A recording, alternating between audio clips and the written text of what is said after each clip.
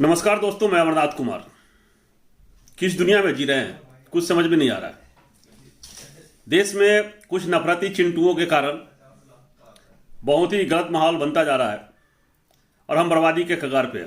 पूरा डिस्ट्रक्शन जो होता है ना, सेल्फ डिस्ट्रक्शन के कगार पे है देश। और देश के कुछ राज्यों में तुरंत प्रभाव से राष्ट्रपति शासन लगाने की जरूरत है। सुप्रीम कोर्ट को चाहिए कि संज्ञान लेके तुरंत राष्ट्रपति शासन लगाओ। अब देख रहे हो कैसे नफरत हो रहा है। कहीं धर्म संसद के नाम पे अत्याचार और हंगामा और दंगे फैलाने की साजिश चल रही है।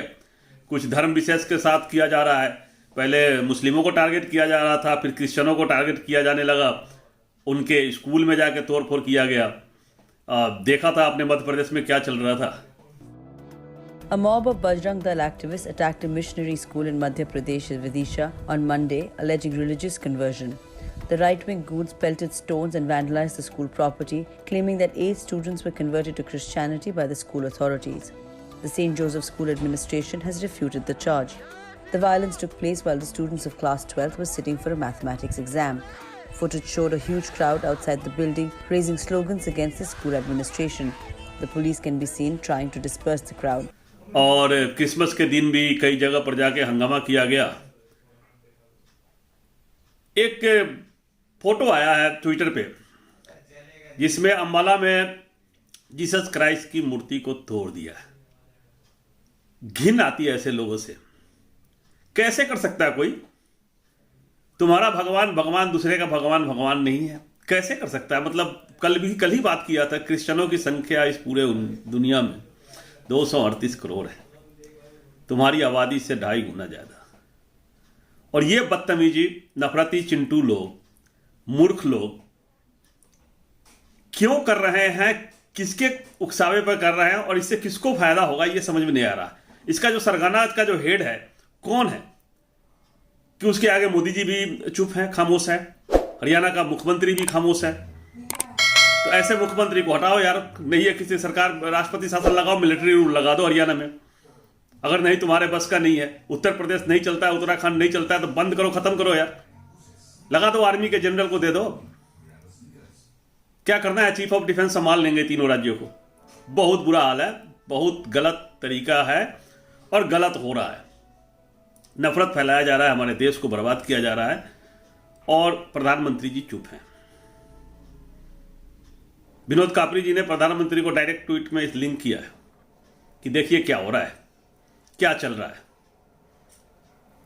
ये तो बिल्कुल क्षमा के लायक नहीं है और इसमें जो भी लोग शामिल है उसको पकड़ के तुरंत जेल में डाला जाए। और हिंसा और देशद्रोह, इसको देशद्रोह कहेंगे। देश में अगर दंगा फैलाने की साजिश हो रही है तो इसको देशद्रोह कहेंगे। उसमें डाल के इसके लिए अगर सच में कोई कानून है देश में, यूएपीए जो लगाते हो शरीफ लोगों के ऊपर, इनोसेंट लोगों को जेल में बंद करते हो, तो इस कानून को लागू करके और इस धारा को लगा के बंद करो इन सबको।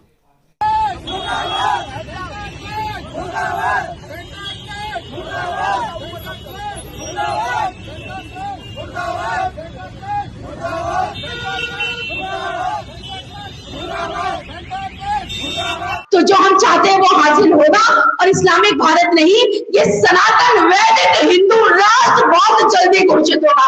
महाराज जी, मैं वचन देती हूँ, मेरे प्राण भी चले जाए, मुझे उसका कोई चिंता की बात ही नहीं है, लेकिन 2029 में मुसलमान प्रधानमंत्री आप सब लोग नहीं बनने देंगे। ऐसी वचनबद्धता दे, अपने काम को इतना सक्षम बनाए। Same lady who was practicing gunshots on an effigy of Mahatma Gandhi.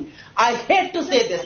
I hate to share the screen capers with you. आप चुप रहिए, बीच में मत बोलिए। Keep quiet. You should be behind bars. तुम्हें जेल में होना चाहिए था। तुम धर्म की ठेकेदार मत बनो। वो धर्म मेरा भी है। तुम धर्म की ठेकेदार बिल्कुल मत बनो। चुप रहो तुम बिल्कुल। और तुरंत बंद करो, निकलने ना पाए। ये बहुत गलत हो रहा है। कितना अच्छा देश था हमारा, सोने की चिड़िया। हर तरह के लोग भाईचारे के साथ रह रहे थे। 2014 के बाद अचानक क्या हो गया? 2019 तक तो ठीक भी था। 2019 के चुनाव जीतने के बाद और ज्यादा तेजी से बढ़ा और फिर चुनाव है तो अब और तेजी से बढ़ रहा है। नफरत फैलाया जा रहा है चारों तरफ। घिन आता है मुझे। और मैं इस भारत की कल्पना कभी नहीं किया था। अपने आधा से ज़्यादा लाइफ जी चुका हूँ। 53 साल हो जाएगा 13 जनवरी को, मात्र 14-15 दिन बाकी है। और यहाँ देश में अत्याचार, हंगामा, राजनीति का माने ही बदल दिया। मानव के हित की बात ही नहीं हो रही है। भगवान को बचा रहे हैं, भगवान को तुम बचाएगा और ये नफरती बचाएंगे भगवान को। भगवान तो कोरोना लेके आए थे, नानी याद करा दिया तुम सबको। सबने अपने रिश्तेदारों को खोया है, अपने परिवार के लोगों को खोया है, अपने करीबियों को खोया है। भगवान वो है, तू भगवान को बचाएगा। तेरी औकात है भगवान के सामने। और तुम अपने धर्म अधर्म को बचाएगा तुम, और तुम धर्म बनाएगा। औकात है तेरी, कुछ तो नहीं है। ये समझने की कोशिश करो, इस दुनिया में कहीं ना कहीं कोई भगवान है। और सारे धर्म ने यही कहा है कि परमात्मा एक है, चाहे जीसस क्राइस्ट हो, चाहे मोहम्मद साहब हो, चाहे गौतम बुद्ध हो, चाहे महावीर हो, चाहे गुरु नानक देव जी हो। सब ने यही शिक्षा दिया है। गुरु नानक जी भी अंत में सिख संगठन बनाए, खालसा की स्थापना की, तो उन्होंने यही कहा था, एक ओंकार सतनाम, मतलब परमात्मा एक ही है। तरीके अलग हो सकते हैं पूजा करने के। तुम अब भगवान की पूजा करते हो, अलग अलग मूर्तियों को, हजारों मूर्तियां बना रखे हो, लेकिन उनके पूजा करने दी, उनकी उस समय भी पूजा करते यही कहते हो कि परमात्मा कोई और है।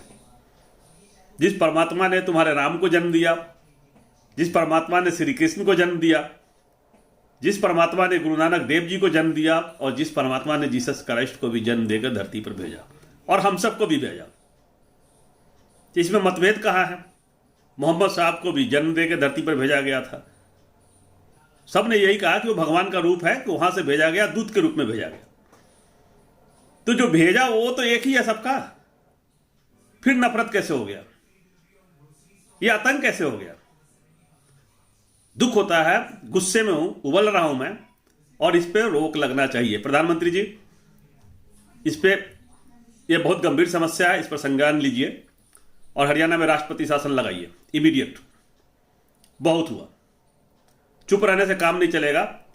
आप प्रधानमंत्री, आपका तो हो गया पूरा, 2-3 साल में आपका खत्म हो जाएगा, लेकिन देश ही नहीं रहेगा। आपने तो अपना कर लिया, आपका उम्र भी हो जाएगा, आप छोड़ भी देंगे, लेकिन ये देश नहीं रहेगा। इस देश ने आपको बहुत कुछ दिया है, भगवान की तरफ पूजा, जिसके कारण आप प्रधानमंत्री बने हुए हैं। तो इस देश को बचाइए। और आप सब विपक्षी दल को कह रहा हूं कि एकजुट हो जाइए और मिलके सरकार से बात करके इस समस्या को सुलझाइए और इस नफरत को तुरंत बंद करें। जय हिंद, जय भारत।